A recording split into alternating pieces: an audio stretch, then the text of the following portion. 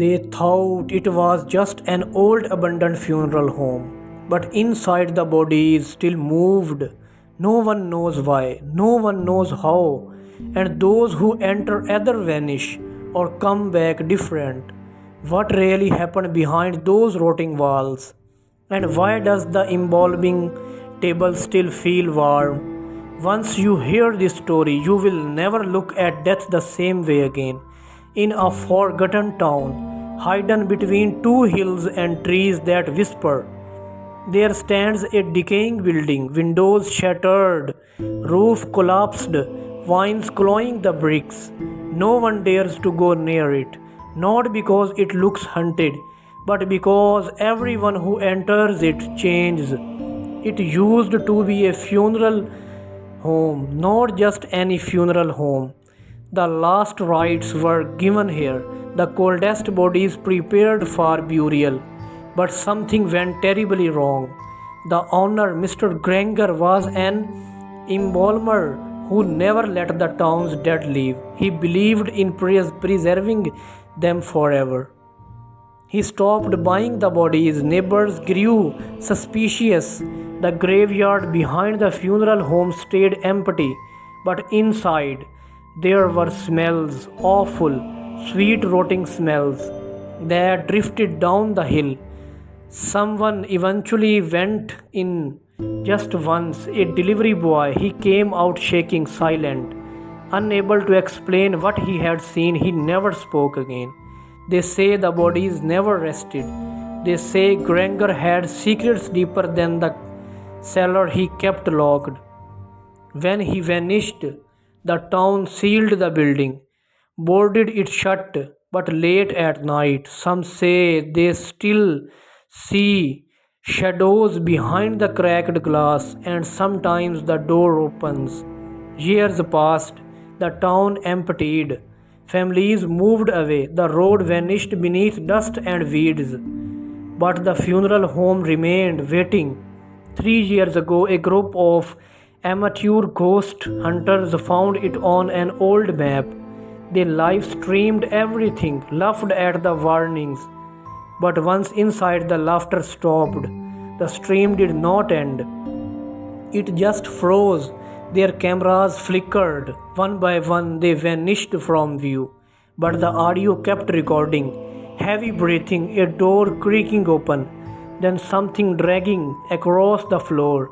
But what chilled listeners most was not a scream or crash. It was a whisper, not from them, a voice that said, "You should not be here."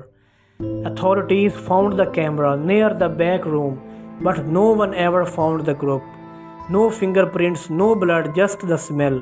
The same old sweet decaying smell. Legends say the embalming room is still alive, that even now if you stand very still you can hear the tools rattle. That if you look into the glass of the embalming table you would not see your reflection, but someone else's, eyes wide open, mouth stitched shut. Some claim Mr. Granger never died, that he learned how to stop death, that he is still there walking quietly between the walls, keeping the bodies from leaving, not with ropes, not with locks, but with something older, something colder. And the bodies, they don't rot, they don't rest. Some twitch, an arm jerks, a leg trembles. One body was found with eyes open, starting straight up. No one could explain how the eyelids open after decades, or why, when touched, the skin still felt warm. One coroner dared to return. She stayed barely 11 minutes. He recorded, captured her sobbing, repeating, "They are not dead, they are just waiting." She never returned to work. She now lives in another country. She has not spoken of it since.